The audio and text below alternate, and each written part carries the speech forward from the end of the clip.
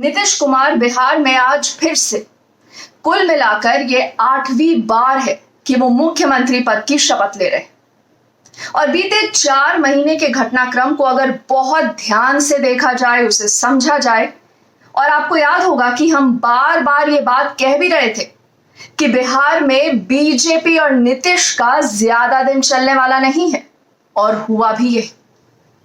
देखिए, बात हो चाहे इफ्तार की, उसके बाद रिटर्न इफ्तार, बीमार लालू के लिए आंसू, आरसीपी सिंह, इन तमाम मुद्दों से ये बिल्कुल साफ था कि नीतीश कुमार ने मन बना लिया है कि एक और पलटी मार दी जाए।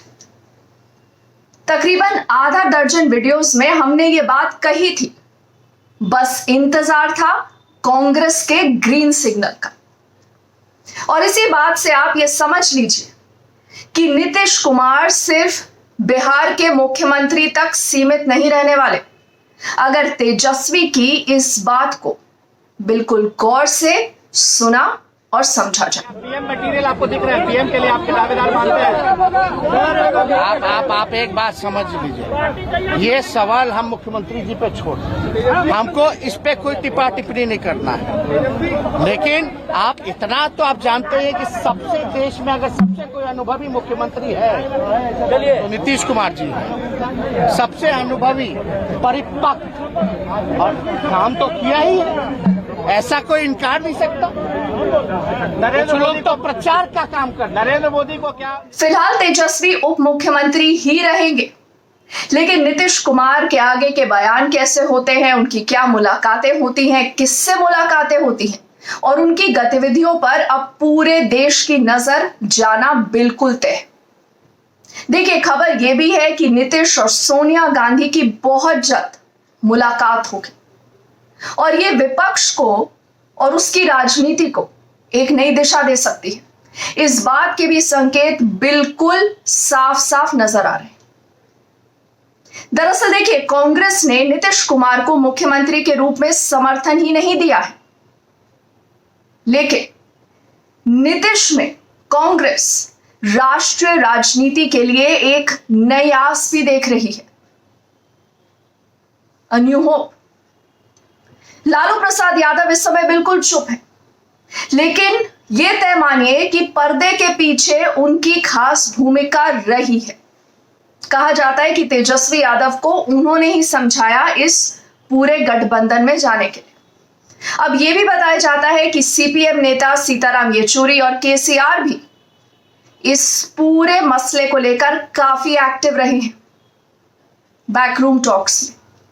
चाहे देखिए बात हो महंगाई की, बेरोजगारी की, कथित रूप से एनफोर्समेंट डायरेक्टरेट और बाकी जांच एजेंसीज के दुरुपयोग की। हाल ही में विपक्षी पार्टियां हो सकता है कि देर से ही सही, लेकिन साथ आती भी नजर आई। भारतीय जनता पार्टी ये बताए, ईडी की ताकत से और पैसे की ताकत से महाराष्ट्र की सरकार गिरा दी, पैसे की ताकत से मध्य प्रदेश की सरकार गिरा दी, पैसे की ताकत से उत्तर प्रदेश की सरकार बनाई। ये भारतीय जनता पार्टी वो पार्टी है जिसने पैसा बांटा, लोगों को लालच दिया, वो इस तरह की विश्वासघात की बात करेगी। भारतीय जनता पार्टी को विश्वासघात शब्द अपने कोश से निकाल देना चाहिए।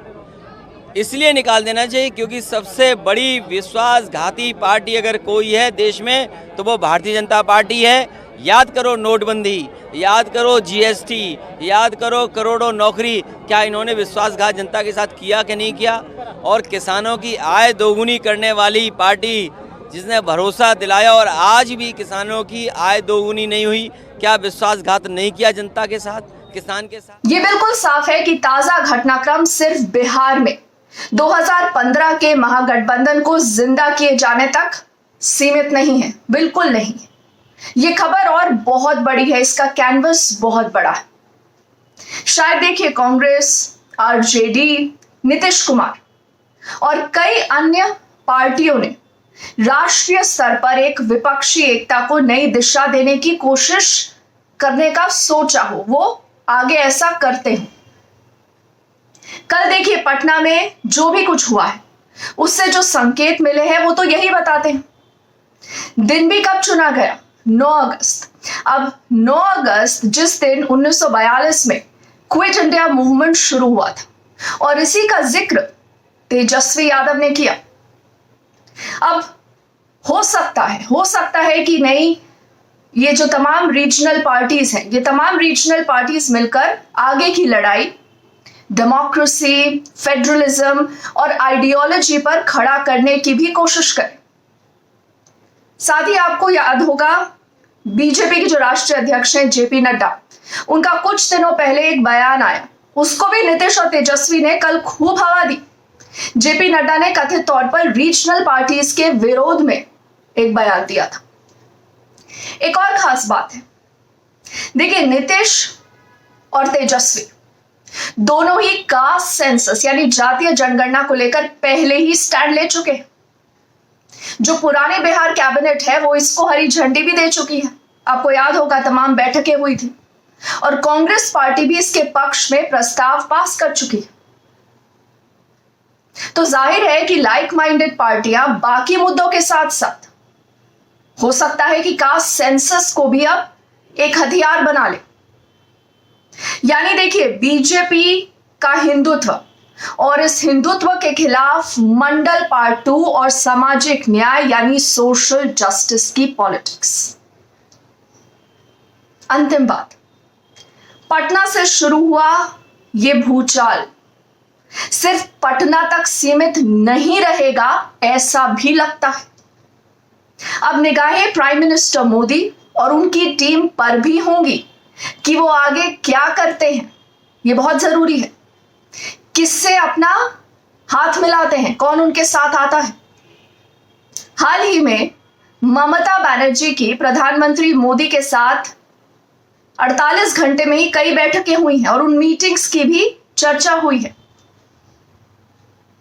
कुल मिलाकर देखिए, बिहार ने इस समय राजनीति को दिलचस्प बना दिया है और इस तमाम दिलचस्प खबर पर इसके अलग अलग जो अब मायने निकलेंगे, जो बिग नेशनल पिक्चर होगी, उस पर लगातार हमारी नजर बनी रहेगी। अगर आपने अभी तक मेरे YouTube चैनल को सब्सक्राइब नहीं किया है तो आपसे गुजारिश है कि न्यूज यू डोंट गेट को जरूर सब्सक्राइब करेगा। हम आप तक लगातार इस तरह की खबरें लाते रहेंगे। फिलहाल के लिए थैंक यू।